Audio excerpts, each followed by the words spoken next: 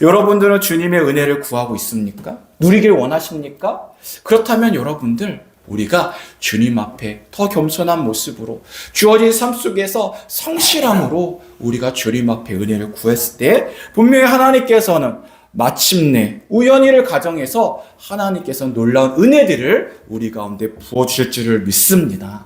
그렇게 하나님께서는 우연하지 보아스에 속한 밭에서 그것을 이삭을 죽게 되어지고요. 마침 보아스가 베들레헴에서 와서 그것을 보게 되어졌다는 것이죠. 주님께서 그 만남 가운데 은혜의 만남을 허락해 주셨습니다. 보아스가 사환에게 그녀를 보고 피부도 좀 달라요.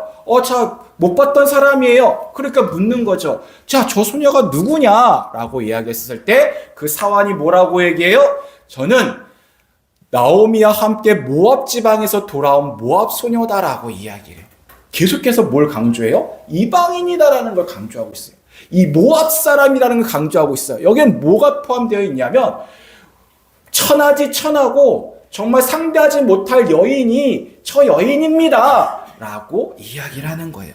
그 가운데 오늘 보아스는 룻에게 다가가서 뭐라고 이야기합니까? 내 딸아 들으라 라고 이야기를 해주고 있습니다. 자, 지금 보아스의 만남 안에서 어떤 일이 벌어졌다고요? 과부에서, 이방 여인에서 그녀는 이제 딸이 되었다라고 이야기를 하는 거예요. 신분의 변화가 일어났다라는 거예요. 이것은 전적인 하나님의 은혜라고 말씀하고 있는 것이죠. 거저 주어진 것이라고 말씀하고 있습니다. 이것이 룻에게만 이야기 되어지고 있습니까? 아니요. 지금 우리 가운데서 이 은혜가 부어지고 있다라고 이야기를 합니다. 우리는 죽을 수밖에 없는 죄의 종된 자였습니다. 하지만 예수 그리스도의 그 십자가의 은혜로 말미암아 우리는 그 죽음과 죄의 종에서 바로 하나님의 자녀가 되어졌고 예수님의 거룩한 신부가 되었다라고 이야기하고 있는 것이죠. 여러분, 이 은혜가, 이 변화가 여러분들 경험되어지고 있습니까? 이 신분의 변화를 통해서 어떤 은혜를 경험하게 되어집니까? 바로 오늘 9절의 말씀입니다. 뭐라고 이야기합니까? 소년들에게 너를 건들지 말라 하였다라고 이야기합니다. 자, 무슨 얘기예요? 모함 여인이었어요. 과부였어요. 그러니까 주변에 있었던 이 남정네들이, 소년들이 어떻게 해요? 옆에서 계속 괴롭히고 껄떡거리는 거예요. 모함 여인이기 때문에, 천하지 천하기 때문에 그것서 이삭을 줍는 모습이 결코 예뻐 보이지 않는 거죠. 그러니까 옆에 가서 괜히 장난치고 조롱하고 그런 모습들 안에서 뭐라고 이야기합니까? 그들에게 그녀를 건들지 말라라고 말씀하고 있습니다. 그렇죠?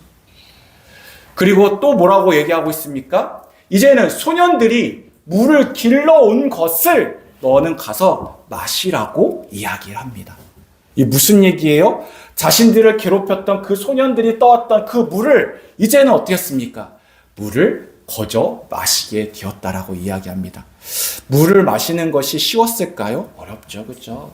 여긴 중동이에요. 물을 떠오기 위해서 먼 거리로 항아리를 입고 왔다 갔다 해야 되는 거예요. 이 여인에게 있어서 물을 마시는 시간들, 그것들은 상당히 어려운, 어떻게 보면 그 목마름 가운데 그것을 꾹꾹 참고 그 이삭을 주어야 되는 상황이었다는 것이죠. 하지만 보아스가 어떻게 얘기합니까? 그 가운데 마음껏 마시게끔 하였다라고 이야기합니다. 이것이 다 지금 예수 그리스도께서 우리에게 베푸신 은혜들인 거예요. 너희를 건들지 말라. 자, 주님께서는 어떻게 하십니까? 우리에게 여호와는 나의 목자가 되어 주십니다. 그렇죠? 그래서 우리가 해를 두려워하지 않게 되어졌다는 것이죠. 죽음의 어둠의 골짜기를 다닐지라도 우리는 두려워하지 않습니다. 왜요? 주님께서 우리의 선한 목자가 되어 주시기 때문에 어떤 것도 우리를 이기지 못합니다. 우리를 넘어뜨릴 수 없습니다. 하나님의 그 사랑에서 우리를 끊을 수 없다라고 이야기하는 것이죠. 그리고 매일 삶 속에 우리에게 무엇이 부어집니까? 성령의 충만한 생수의 강이 흘러 넘치게 되어진다는 것이죠. 그렇죠? 주님께서 내게로 오라라고 말씀하십니다. 내 배에 그 생수의 강이 흘러 넘쳐나리라라고 말씀하십니다. 이는 곧 성령이다라고 말씀하고 있어요. 여러분들 주님께서 베푸시는 그 생명수 성령님을 날마다 마시고 있습니까? 여러분의 그 목마른 가운데 해갈을 경험하고 있습니까? 이것이 바로 신분의 변화, 은혜를 통해서 우리가 경험케 되어지는 것이죠. 그리고 어떻게 되어집니까? 식사할 때 이리로 와서 함께 떡을 먹으며 내 떡 조각을 초에 찍으라라고 이야기합니다. 자, 이방 여인이에요. 과부예요. 가차 식탁을 함께 할 수 없었던 존재였다라는 거예요. 하지만 어떻게 되어집니까? 함께 와서 그들과 함께 어울려서 그 식탁의 가운데 초대되어졌다라고 이야기합니다. 함께 먹게 되었다라고 이야기합니다. 예수님께서는요, 지금도 여러분들을 초청하고 계세요. 함께 여러분과 나누기를 원하시고 계시다라는 거죠. 생명을 나누시기를 원하시며 하나님의 그 은혜를 여러분들에게 부어주시기를 원하시도록 여러분을 식탁의 자리로 초대해 주시고 계시다라는 거예요. 여러분, 이 부름과 이 주님의 은혜가 여러분 경험되어지고 있습니까? 여러분이 예수 그리스도로 통하여 그 은혜로 신분이 변화되었다고 한다면 저들에게 베풀었던 저것이 여러분들에게도 동일하게 경험되어진다는 것이죠. 자, 그리고 또 뭐라고 이야기합니까? 그녀에게 몰래, 그녀에게 알지 못해요. 그러면서 뭐라고 얘기합니까? 15절 16절에 소년들에게 곡식단 사이에 줍게 하고 일부러 곡식 다발에서 조금씩 뽑아버려 줍게 하라라고 이야기합니다. 자, 이 여인은 지금 부스러기 같은 은혜라도 지금 이삭을 줍고 있는 거예요. 그런데 지금 보아스가 뭐라고 얘기합니까? 야, 곡식단에서 줍게 해. 곡식단에서 줍게 한다는 게 뭐예요? 줍는 게 아니에요. 그냥 훑는 거. 훑어가서 가져갈 수 있게끔. 그리고 일부러 만약에 그렇게 안 하면은 일부러 저 여인 앞에 그냥 다발을 뽑아가지고 뿌려 이렇게 얘기를 하는 거야. 지금 어떤 상황이에요? 이삭을 줍는 게 아니라 그냥 곡식단을 그냥 다 훑는 거. 근데 그거에 대해서 어떻게 해요? 그녀가 알지 못하게끔. 여러분들 지금도 여러분들이 지금 알지 못하지만 하나님께서는 여러분에게 은혜의 곡식단을 막 사정없이 뿌려주고 있다라는 거예요. 아멘. 뭐가 필요한 거예요? 줍기만 하면 돼요. 줍기만 하면. 여러분들이 이삭과 같은 아주 부스러기 같은 그 은혜를 구했지만 하나님께서는 여러분에게 어떻게 하면 곡식단을 막 뿌려주고 계시다라는 거예요. 아멘. 그것을 줍기만 하면 되는 거예요. 그렇죠? 하나님 그렇게 우리에게 크신 은혜를 부어주시기를 너무나 원하신다라는 거예요. 자, 그러면 하나님께서 우리에게 은혜를 부어주시기를 원하세요. 우리 신분화 변화되었어요. 어떻게 그 일이 일어날 수 있느냐? 그 은혜를 경험하는 삶의 핵심이 있다라는 거예요. 나 그 은혜를 잘 모르겠어요. 나 그렇게 은혜가 부어진다고 하는데 난 그걸 잘 모르겠어요. 그러신 분들 계시죠? 왜 그래요? 8절 말씀 우리 한번 읽어볼까요? 시작! 하는 것으로 하지 말며 여기서 떠나지 말고 나의 소년들과 함께 있으라. 자, 은혜의 핵심이 뭐예요? 저게 뭐예요? 떠나지 않는 거예요. 너는 떠나지 말고 가지 말고 함께 있으라라는 거. 바로 이것이 은혜를 경험하는 삶의 가장 큰 핵심이라는 거예요. 자, 지금 이거에 대해서 누리지 못하는 사람이 있었어요. 누구예요? 어떤 인물이 생각나요, 여러분? 그렇죠. 나오미가 생각나죠. 나오미가 그 은혜를 경험하지 못했던 이유가 뭐예요? 그녀는 자신의 기근이 있었을 때 그 베들레헴, 하나님의 약속과 은혜의 축복의 땅을 벗어났다라는 거예요. 오늘 룻기에서 하나님께서 말씀하시고자 하는 핵심 중에 하나가 무엇이냐? 네가 은혜를 경험한, 내가 너에게 은혜를 부어주기를 원하는데 네가 그 은혜를 누리지 못하고 있지 않냐? 그들 네가 나를 원망하고 있냐? 아니야.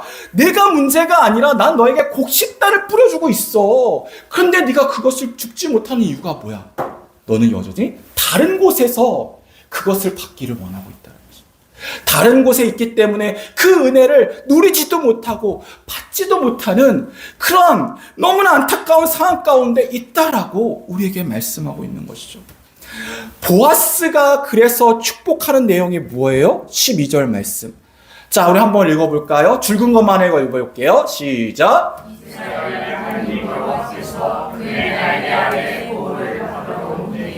함께 읽습니다. 온전한 상 주시기를 원하노라 하는지라.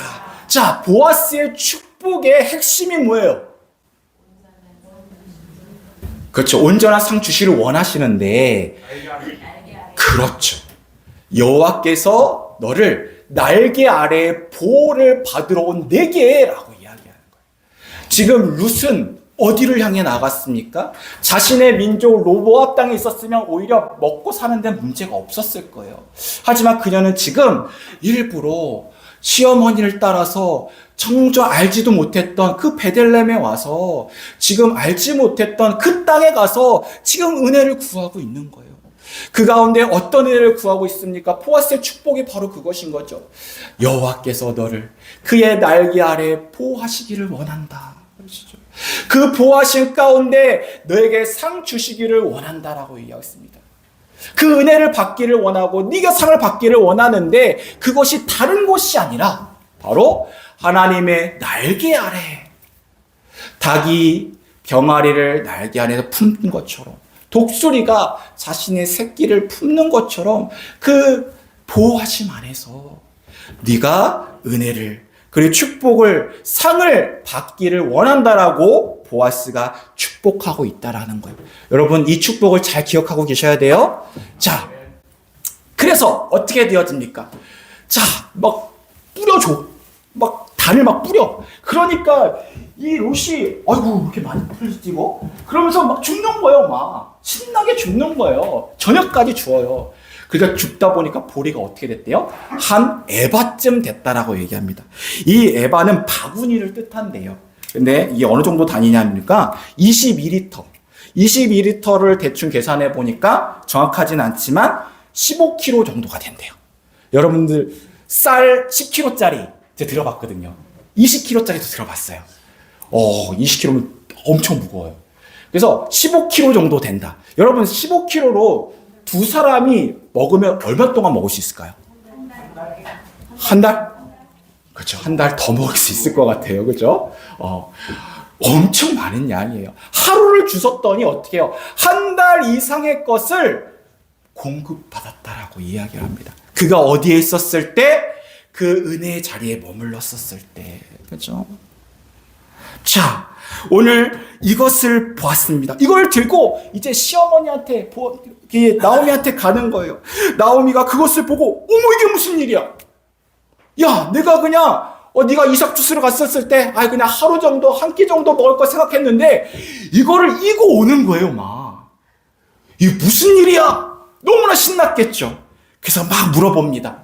그때 이제 그 가운데서 베풀었던 이제 룻이 보아스의 이야기를 하는 거예요. 그러니까 이 보아스가, 이 나오미가 갑자기 완전히 다른 사람이 돼요. 무슨 얘기냐? 나오미의 반응입니다. 자, 죽은 거 한번 볼까요? 시작. 그가 여호와께로부터 복받기를 원하노라. 은혜 베푸기를 그치지 아니하였도다. 하고, 그죠? 자, 지금 나오미는 원래 어떤 삶 가운데 지금 있었어요? 절망과 원망과 어떤 저주의 삶 가운데 갇혀 있었던 사람이에요. 그런데 그녀가 이제 어떻게 해야 돼요? 이제 축복하는 자가 되어진다는 거예요. 그는 그 가운데서 소망과 희망을 보게 되어지고 그리고 더 많은 은혜를 베풀 것을 기대하게 되었다라고 이야기를 합니다. 자, 그런데 여러분들 잘 봐봐요. 여기 말씀의 9절에 여러분들 좀 봤으면 좋겠는데 여기는 지금 나옴이라고 나오거든요. 20절에. 18절에 봐요. 18절에 성읍으로 가서 시어머니에게 남긴 것을 나에게 주은 것을 보였다라고 얘기하고 내 시어머니에게 드렸다라고 얘기합니다. 19절에 시어머니에게. 그래서 중간에 뭐라고 하면 룻이 누구에게 말했는지를 시어머니에게 알게 하였다. 19절까지 계속해서 나오미를 뭐라고 얘기해요? 시어머니라고 얘기해요. 자, 그런데 20절에 대해서 뭐라고 이야기합니까? 그 다음 절, 나오미가라고 이야기합니다. 의도적으로 이야기하는 거예요.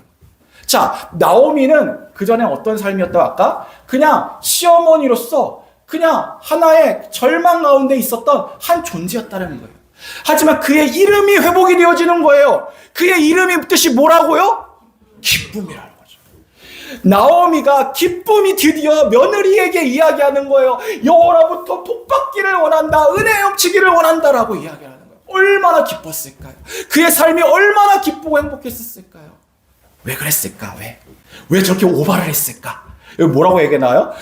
살아있는 자와 죽은 자에게까지 은혜 베푸기를 원한다. 와, 이거는 죽는 사람들까지를 위해서도 은혜를 베풀라고. 되게 이게 완전히 그냥 너무 기뻐가지고 자기가 무슨 얘기를 하지도 못할 정도로 주체를 못하는 거야. 왜 그럴까? 왜 저렇게 주체를 못할까? 왜 저렇게 기뻐할까? 왜? 저게 바를까요? 그가 우리와 가까우니 우리 기업을 물을 자 중에 하나이기 때문이다라고요. 자, 지금 이 물을 자 중에 하나라는 게 어떤 의미죠? 여러분 많이 아시는 분 아시겠죠? 이 고엘이라는 거 이야기합니다. 저를 보상하다, 회복하다, 구속하다라는 뜻을 갖고 있어요. 그 당시 이 중동에는 고엘 제도라는 게 있었습니다. 이게 무슨 제도냐? 그 친척 중에 가까운 이들이 만약에 누군가가 살해되었을 때 그를 위해서 복수를 해주거나, 그리고 고엘의 의무가 있었어요.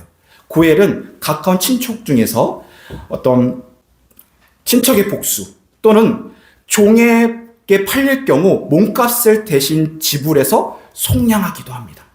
가난한 데서 땅을 친족의 다른 사람에게 팔았을 때 그 땅을 지불해서 대신 갚아주고 찾아주는 것들을 이야기해요. 그리고 친족이 대를 잇지 못할 경우 친족의 미망인과 결혼해서 아들을 낳아서 대를 잇게 주는, 그러니까 갚아준다라는 걸 이거예요. 회복시키고 보상케 해주는 일들. 그러면서 어떻게 되어집니까? 이 고엘의 의무는 그동안 가난하고 억눌리고 빚진 자들을 책임질 수 있게 하는 제도였다라는 거예요. 아주 하나님의 선한 의도에서 만들어진 제도였다는 것이죠. 그래서 이것을 형제에서 먼저 그것들을 책임져야 됐었고, 아니면 그 다음에 삼촌, 사촌, 근쪽 가운데 점점 가까운 사람들이 그것들을 대신 갚아주고 물러줘야 된다는 거예요.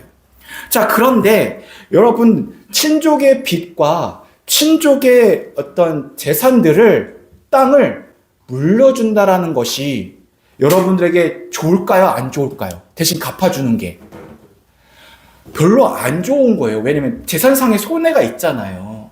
그러니까 이것이 의무였음에도 불구하고 많은 사람들이 이것들을 지키지 않았다라는 거예요. 그런데 오늘 많은 사람들이 이 고엘의 의무를 져야 됨에도 불구하고 회피하고 모른 척하는 그 가운데 지금 이 나오미가 기뻐했던 이유가 뭐예요? 그가 바로 우리의 이 기업 고엘을 우리 가운데서 회복시킬 자다라는 것을 고백하게 되는 것이죠. 나오미가 기뻐했던 이유가 뭐냐 하면 단순히 쌀 좀 얻고 보리 정도 얻는 것으로 기뻐한 게 아니에요. 그런 어떤 게요? 모든 전적인 자신의 모든 영적인과 정신적인과 육체적인과 재산상의 모든 부분들을 회복할 그 고엘을, 그 보아스라는 존재를 그가 자신들에게 호의적이고 은혜를 베풀었기 때문에 이제는 그 보아스를 보고 희망을 갖기 시작했다라는 거예요. 야, 그 보아스가 다른 사람들도 다 회피하고 외면했던 그 고엘 제도를 저 보아스가 행할 수 있겠구나. 그가 우리에게 은혜를 베푸기를 또 간절히 소망하기 시작했다라는 거죠. 나오미가 그러한 자가 되기 시작했다는 것이죠. 자, 그러면서 이제 하나 소스를 알려줍니다. 어떻게 합니까? 자, 이제 추수가 끝났어요. 그래서 타작마당에서 타작을 해요. 타작하면서 그 저장이 하는데 얼마나 기쁘겠어요. 그럼 서로 술 한잔도 하고 잔치가 벌어지는 거예요. 그때를 노려라.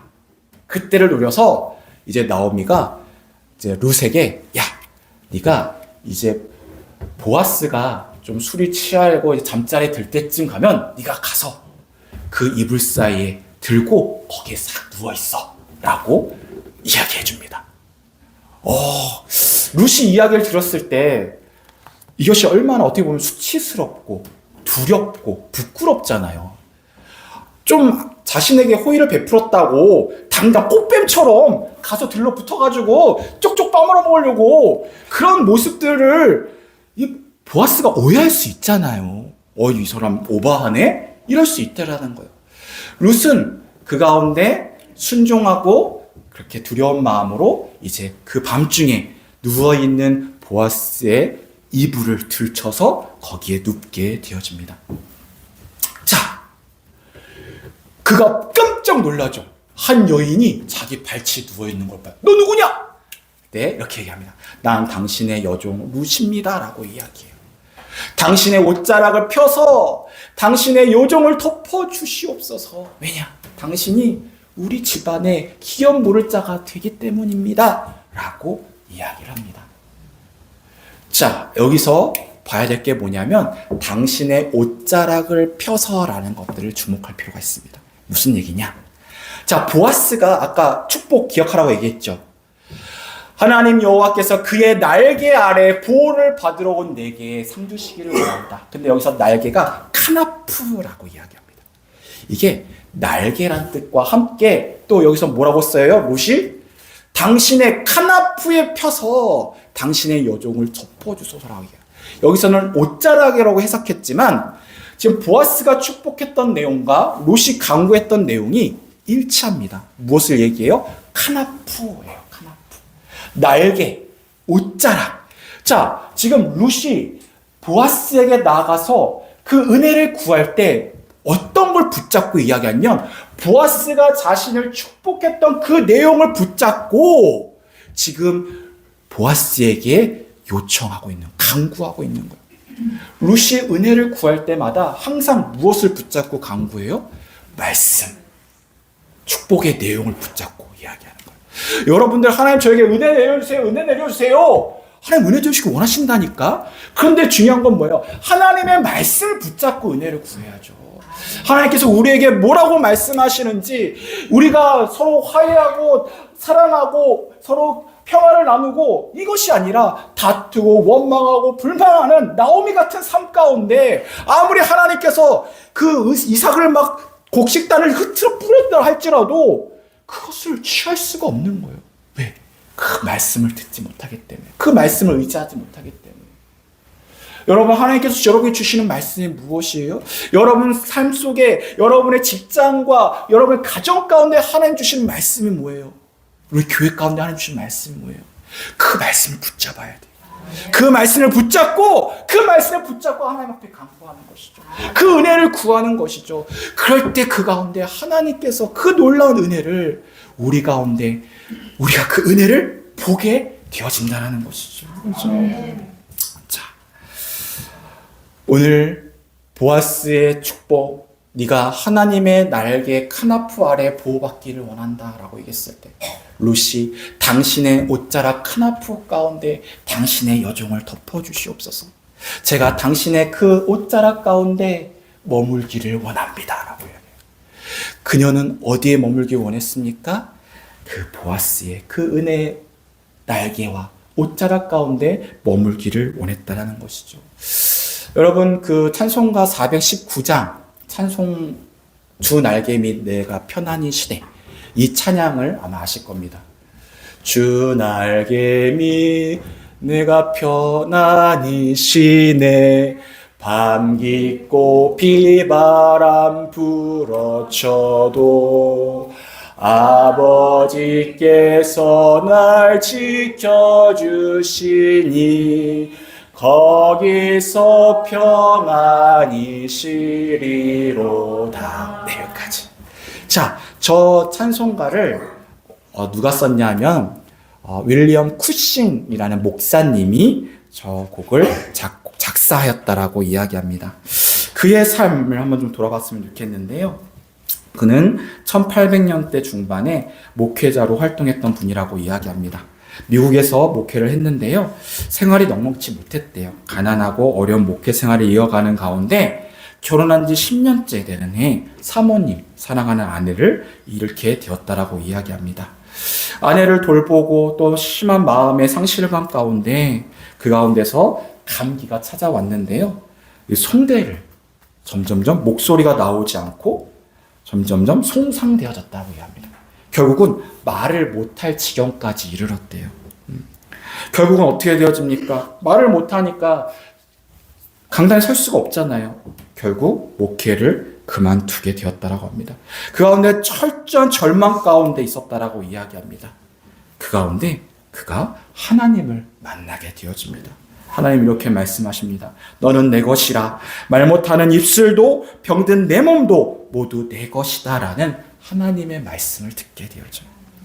그는 그 가운데 하나님 원망했고 불평했던 자신의 믿음 없음을 회개하고 하나님 그 은혜에 감격해서 오늘 찬송가 119장에 저 시를 찬송시를 써게 되었다라고 이야기합니다. 그리고 무디 집회에 찬양을 인도했던 아리라 생킹이라는 이 찬양 인도자가 곡을 붙여서 그래서 저 곡을 노래를 만들었다라고 이야기해요. 뭐라고 고백하고 있습니까? 주 날개 및 평안하다. 그 사랑을 자 누구이냐? 주 날개 및 내 쉬는 영혼 영원히 거기서 살리죠. 어려움과 환난과 고통 가운데 있었을 때 그는 이제 절망하는 것이 아니라 그 하나님의 은혜의 날개 가운데 머물겠다라고 말씀합니다. 그리고 그는 죽기까지 300편의 은혜 찬송시를 남겼고 가난한 이웃을 살폈고 은혜를 누리는 삶을 살았다라고 이야기를 합니다. 여러분 문제가 있습니까? 어려움이 있습니까? 문제이죠. 그렇죠? 하지만 여러분들 그게 문제가 아닐 수 있어요. 문제는 뭐예요? 여러분 가운데 은혜가 없기 때문에 여러분의 마음에 그 하나님의 그 사랑과 그 축복이 없기 때문에 여러분들이 세상적인 방법들을 구하고 세상적으로 분주하고 염려하고 다투고 원망하는 그러한 삶 가운데 지치고 그 문제가 더욱더 악화되는 것들 그런 모습들이 혹시 우리 가운데는 있지 않습니까?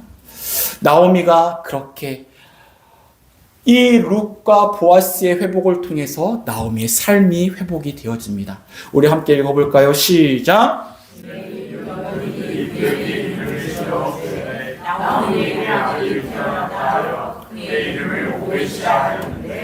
그는 다윗의 아버지 이새의 아버지였더라. 자, 나오미와 보아스 가운데 누구나요? 오벳이라는 아들을 낳게 되어져요. 그런데 뭐라고 얘기해요? 누구의 아들이라고 얘기해요?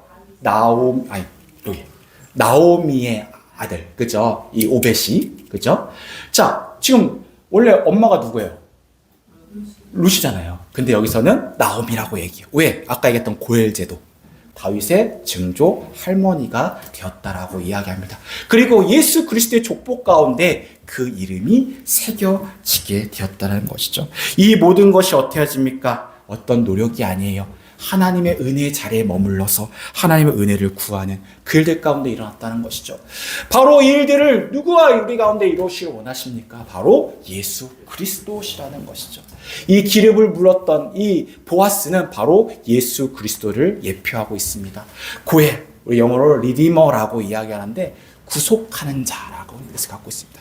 예수님께서는 우리에게 종된 삶, 죄 가운데 우리가 영원히 죽을 수밖에 없었던 우리 가운데 우리의 죄를 위해서 죽으심으로 말미암아 우리의 죄를 대속하시고 속량해 주셔서 우리가 하나의 죄값을 지불해 주셔서 우리가 하나님의 자녀가 되었다는 것이죠. 이 일들 가운데 바로 예수 그리스도의 하나님의 크신 은혜가 있었다라는 것이. 우리는 그 은혜를 받은 자입니다. 우리 그 은혜를 누린 자입니다. 나의 노력을 위해서요? 아니에요. 내 노력이 아무 상관없어요. 오직 무엇입니까? 하나님의 은혜입니다.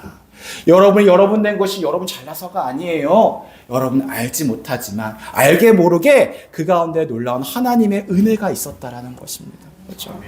오직 여러분과 함께 하신 하나님의 은혜가 여러분 가운데 있었기 때문에 여러분이 지금의 모습 그대로 함께 이 가운데 있었다라는 것이죠. 나오미는 절박한 상황 가운데 있었을 때 어떻습니까? 하나님의 은혜, 축복의 땅, 약속의 땅 베들레헴을 떠나서 모압 땅 세상으로 떠나갔습니다. 하지만 결국은 어땠습니까? 모든 것을 잃어버렸죠. 하지만 롯은 어땠습니까? 그는 모압 여인이었고 이방 여인이었지만 과부였지만 하나님의 은혜, 하나님의 말씀을 의지해서 그 은혜를 간구함을 말미암아 새로운 삶과 하나님 주시는 그 축복을 누리게 되어졌다는 것이죠. 여러분에게도 고난과 어려움의 시간들이 있을 것입니다. 하지만 그 어려움의 시간 가운데 우리에게 필요한 것이 무엇일까요? 바로 그 가운데서 분주한 모습 세상 가운데 있는 것이 아니라 하나님의 은혜와 그 헤세드의 사랑을 전하는 그것을 경험하고 그것을 또한 보아스처럼 나눌 수 있는 자가 되어지는 것이죠. 룻이 나오미를 회복시켰던 것처럼 보아스가 그의 가정을 회복시켰던 것처럼 우리를 통해서 그 하나님의 은혜가 흘러나서 그리고 많은 사람들의 그 은혜를 남길 수 있는 우리가 되기를 원합니다. 그렇죠? 여러분들 우리가 해야 될 것은요, 보아스의 밭, 보아스의 옷자락, 곧 하나님의 은혜의 날개 아래 머무는 것입니다. 그 가운데서 인내하는 것이죠. 믿음으로 은혜를 사모하고 은혜의 자리를 벗어나지 않고 인내한다면 하나님께서 반드시 우리 가운데 은혜의 풍성함을 부어줄 줄을 믿습니다.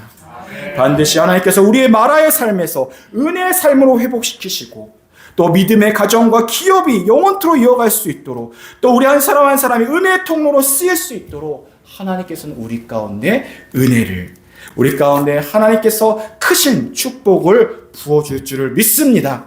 그렇게 하나님의 은혜의 자리 가운데 머물고 하나님 앞에 간구함으로 말미암아 하나님의 풍성한 은혜를 누리고 하나님 앞에 영광을 나타내며 그 은혜를 또한 전하는 은혜의 통로, 축복의 통로 우리가 되시기를 주님을 축복합니다. 아멘. 이 시간 우리 함께 기도하겠습니다.